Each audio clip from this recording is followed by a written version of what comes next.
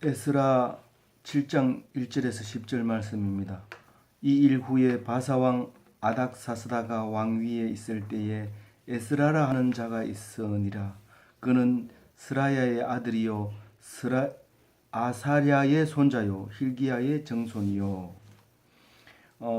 오늘 말씀은 에스라가 예루살렘으로 오는 바벨론 포로에서 바사 왕의 명령을 받고 다시 예루살렘으로 오게 되는 이야기를 하고 있습니다. 사실 이 에스라는 역대기, 역대상하와 에스라와 느헤미야 이 네 권의 책을 쓴 분이다라고 얘기를 하고 있습니다. 모세가 모세오경을 썼듯이 창세기부터 시작해서 신명기까지 썼듯이 에스라는 이 네 가지를 씀으로써 바벨론 포로 후에 역사서 세 가지 역대상하, 에스라서, 느헤미야 이렇게 쓰게 됩니다. 그런데 이제 이게 역사를 보면 성경에만 나와 있는 역사를 실제로 있었던 왕과 이렇게 연구를 해서 맞추기에는 중간에 많은 변화가 있을 수 있습니다. 오늘요 아닥사스다가 왕위에 있을 때 이런 말은 사실은 이 아닥사스다가 상당히 많이 나옵니다. 이 성전을 지으려고 할 때 중지시킨 왕에게 그 조서를 넣은 것도 아닥사스다에게 넣게 됩니다. 그런데 이 에스라가 올 때도 아닥사스다가 왕위에 있다고 얘기를 합니다. 그러면 사실은 역사적으로 보면 왕이 하나가 아니고 여럿이 있을 수 있습니다. 어느 메대를 다스렸는지 바사를 다스렸는지 바벨론을 다스렸는지 그 지역은 알 수 없지만 왕이 여러 명 있는 것처럼 보입니다. 그런데 우리는 연호를 사용해야 되기 때문에 그 연호를 하나로 통일하지 않으면 이게 뒤섞여 버립니다. 이 역사가.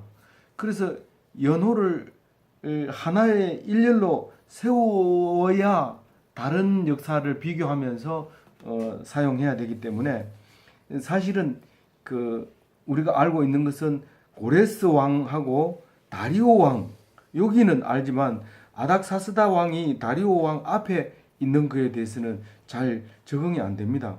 그래서 이제 그걸 보면 다리오 왕 아버지가 아닥사스다 왕이었다는 겁니다. 그런데 이제 그것은 다른 기록에는 없지만 여기에서는 있었어요. 이제 성전을 중지시키는 왕으로서 이제 아닥사스다 왕이 있었던 거예요. 사실은 역사적으로 보면 고레스 왕 다음에는 캄비세스가 왕을 하고 있어요. 근데 성경은 캄비세스가 안 나오죠.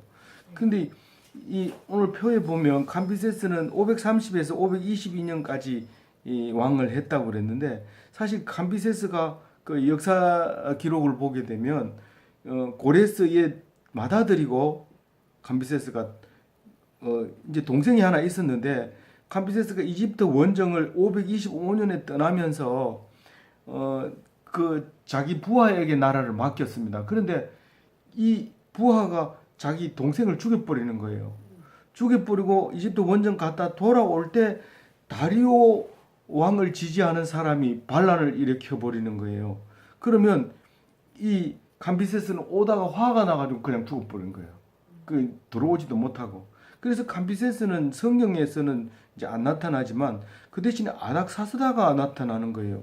그러면 아닥사스다는 다리오 아버지다라고 이제 얘기함으로써 어디 왕인지 그거는 지금 얘기하지 않고 있어요.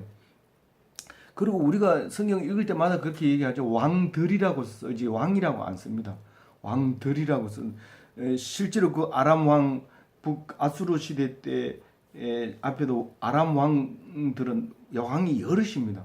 여럿인데 이제 쳐들어오는 왕이 있고 안 쳐들어오는 왕이 있고 이래가지고 햇살 핫돈인가 이제 이런 사람들의 이름은 남아 있는 이름들이 이제 있는 게 있고 없는 게 있고 이제 이렇게 돼 있죠. 근데 오늘 특별히 이제 아닥사스다에 대해서 연구했는 결과가 최근에 이제 밝혀져 가지고 그동안에 생각했던 것을 뒤집어 놓았어요. 그 어떤 거냐면 우리가 2차 포로 귀환을 에스라가 하고 3차 포로 귀환을 느헤미야가 한다고 생각을 했어요. 근데 책이 원래는 에스라서하고 느헤미야하고 한 권의 책이었는데 AD 600년에 그것을 가릅니다. 두 권으로 나눕니다. 이 성질이 다르다 이래가지고 두 권을 나누는데 나눠놓고 봐도 에스라하고 느헤미야하고는 절대로 만나는 일이 없어요. 성경 속에서. 에스라하고 느헤미야하고 안 만나면 실제로 이걸 아닥사스다에 대해서 연구를 안 하면 어떤 문제가 생기냐면 약 10몇 년, 13년 정도 차이를 두고 3차 포로 귀환을 하게 되거든요. 그러면 만나야 돼요. 성경 속에서 어딘가 한 군데라도 만나야 되는데 전혀 접근하지 않고 있는 거예요. 느헤미야하고 에스라하고. 그래서 그것 때문에 늘 이제 남겨놓고 있죠. 우리가 성경이 읽어지네를 하면서 처음부터 이제 저자가 강력하게 주장하는 것은 뭐냐면 만약에 역사적으로 바뀔 것이 생기면 그때 바꾸지만 지금까지는 이걸 정설로 생각한다. 그리고 강력하게 공부를 합니다. 하다 보면 오류가 생기거나 나중에 이게 잡히면 다시 고쳐야 되는 겁니다. 그래서 오늘 고쳐진 부분이 그 빨간 글씨로 써놨어요. 원래는 포로 귀환이 2차 귀환이 에스라가 온 게 457년이라고 생각했어요. 왕 아닥사스다를 생각하니까 그런 거예요. 근데 나중에 보니까 그 다리오 왕 아닥사스다도 있지만 뒤에 아닥사스다가 또 있는데 그걸 1세로 보는 거예요. 연구한 사람이. 그리고 아닥사스다 2세도 있다는 거예요. 그래서 결국은 느헤미야가 앞에 옵니다. 앞에 오고 에스라가 뒤에 옵니다. 그러니까 모세가 창세기를 쓰는 것처럼 모세하고 창세기하고는 겹치지 않는 것처럼 창세기 따로 쓰고 뒤에 쭉 와가지고 결국은 모세를 쓰는 것처럼 이제 그렇게 글이 쓰여졌다는 거죠. 그래서 이제 그 빨간 글씨로 고쳐졌는 것이 BC 398년에 에스라가 포로 귀환 3차로 해서 에스라 느헤미야 뒤에 이제 포로 귀환을 하면서 앞에 있는 성경을 다 완성하게 되는 그 이야기를 이제 하는 것이 아주 자연스럽게 맞아떨어진 것을 알 수 있게 됩니다.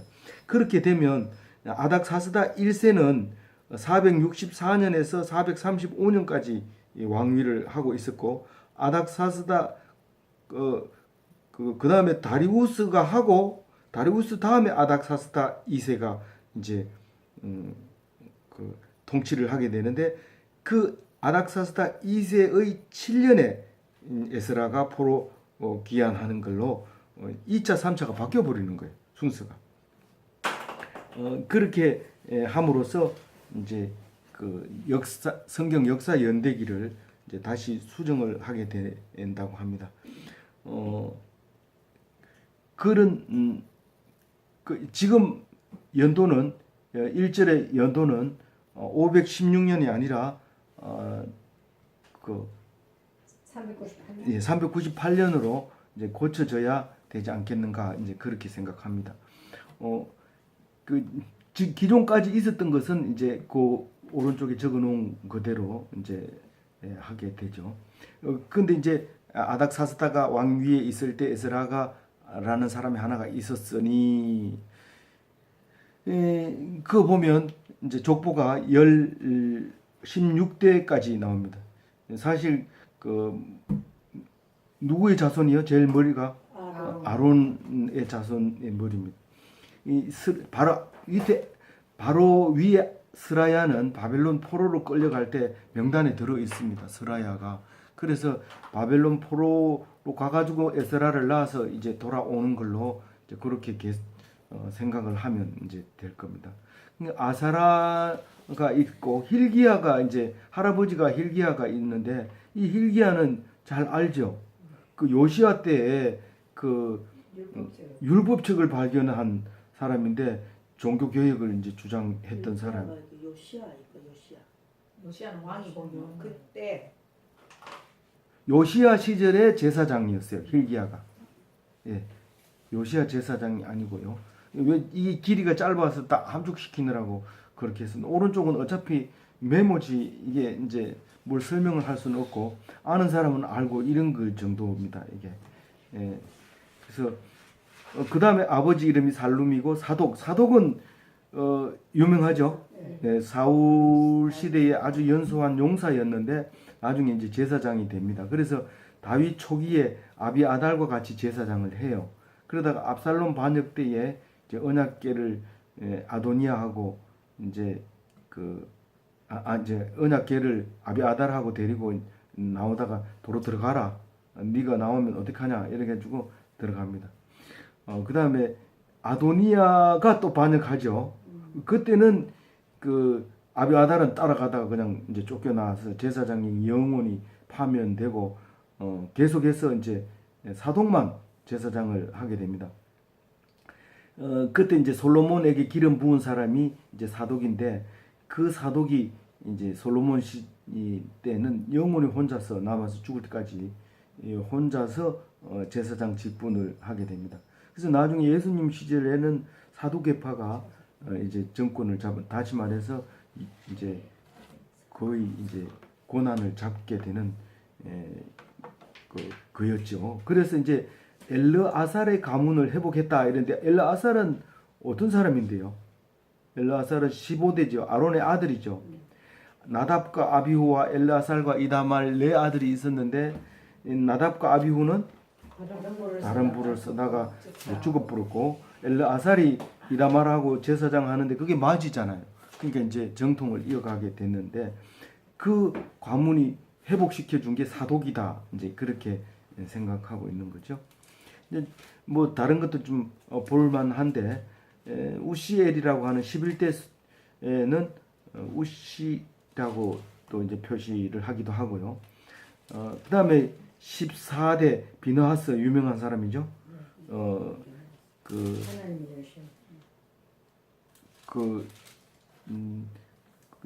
저 이방 여자를 데리고 텐트 안에 들어가는 거를 창을 들고 들어가서 두 사람을 한꺼번에 찔러서 죽인 사람 비느하스가 14대고요.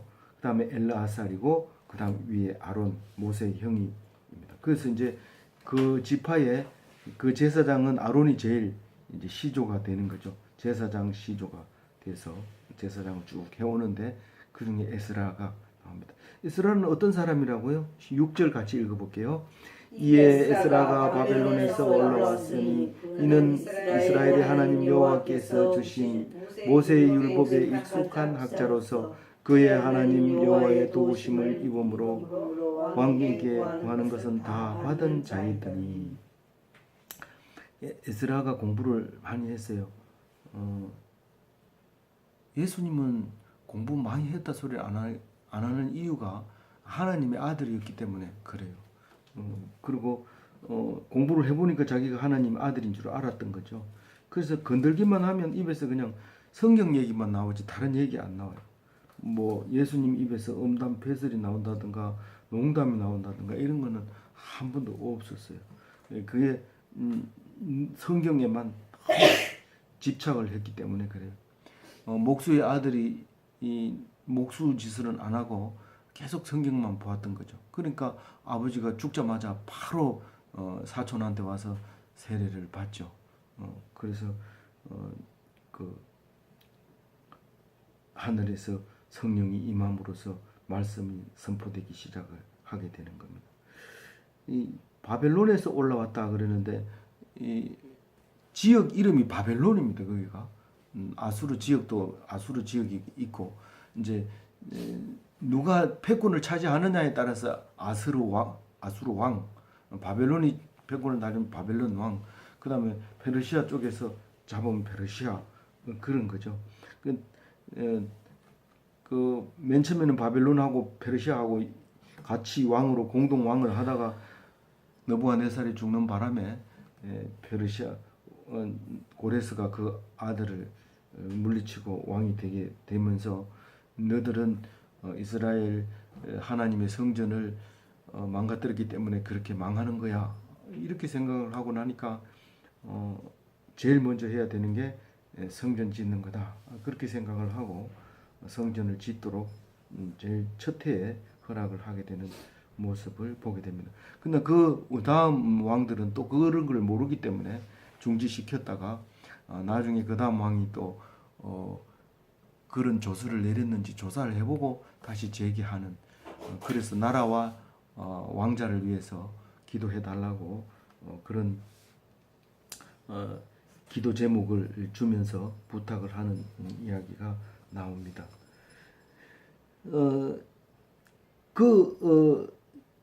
누구랑 같이 왔다고 지금 7절에 얘기하죠. 누구랑 같이 왔다고 7절에 얘기하는데 우선 6절을 더 묵상해 보면 모세 율법에 능숙하다. 모세 율법은 그냥 이야기책이 아니라 무슨 책이라고요? 하나님께서 이스라엘 백성에게 주신 책이란 말이에요. 근데 거기에 익숙해.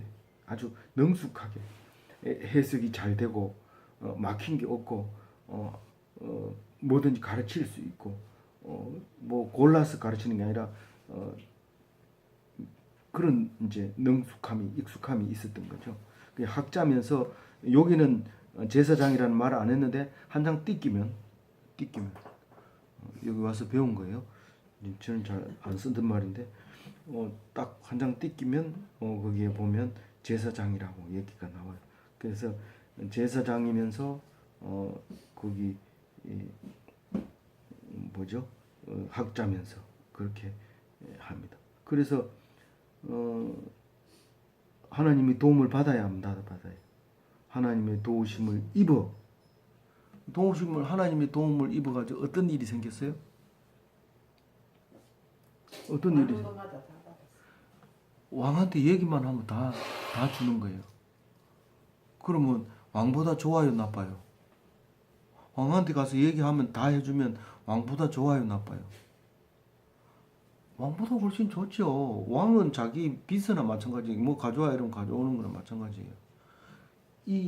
난 이걸 보면서 예수님이 내가 하는 건 너도 할 수 있고 내가 못하는 것까지 할 수 있다 이 얘기를 할 때 이 생각이 그 생각이 탁 드는 거예요. 이 에스라는 왕보다도 나았던 거예요. 왕보다 더 나은 제사장이에요. 제가 문자를 그렇게 보냈나요? 왕보다 더 나은 제사장이었어요. 문자를 그렇게 안 보여도 여기는 그렇게 썼는 것 같아요. 왕이 구하면 다 돼. 왕은 참 골치 아픕니다. 온갖 걱정거리 다 짊어지고 살지만 에스라는 걱정도 안 하고 가서 얘기만 하면 다 해주거든요. 왕보다도 더 큰 제사장이었던 거죠.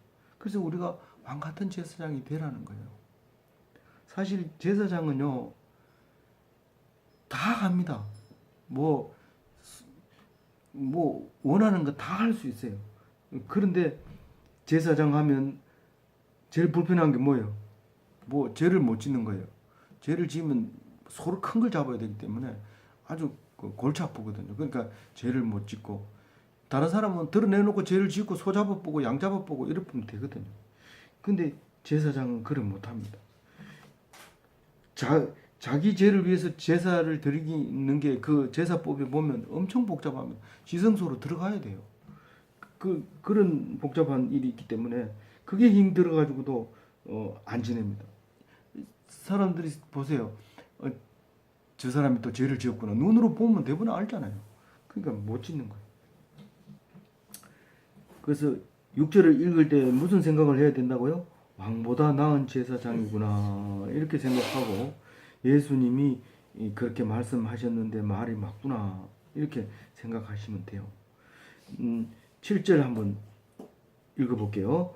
아닥사스다 왕 제7년에 이스라엘 자손과 제사장과 레위 사람들과 노래하는 자들과 문지기들과 느디딘 사람들 중에서 예루살렘으로 올라올 때 그 아닥사스당 7년은 요 표에 보면 이제 398년이라고 써놨어요. 이세가 405년부터 왕을 했기 때문에 7년 뒤에가 이제 398년이 되는 겁니다. 이걸 정리하면서 왜 선조들은 뭐 이 좀 잘 정리해 놓지 안 해놔 가지고 신경 쓰이게 하나 이런 근데 그런 것을 이거는 예수님이 오셔서 생긴 연도거든요. 그러니까 이게 안 맞을 수밖에 없어요. 이게 날짜가 바뀌는 것도 틀리고 이렇기 때문에 어차피 고생스럽게 이렇게 끼워 맞추면서 이렇게 생각하면서 묵상하는 것이 옳은 거예요. 맞죠?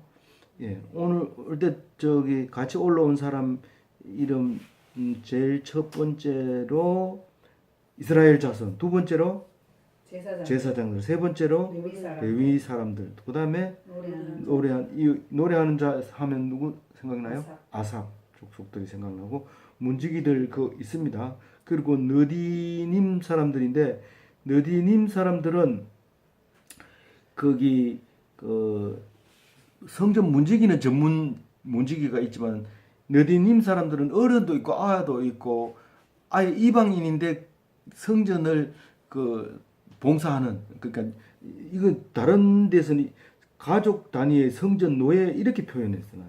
이게 느디님. 근데 이 하나의 계급이래요. 그게 느디님 계급이 있었는데 그 집단으로 거주하고 그래서 느디님이라는 그 동네 자체가 있었던 거죠. 거기에 살고 있고 그랬는데 이제 에스겔서부터는 이 외국인 노예를 금지했다고 해요.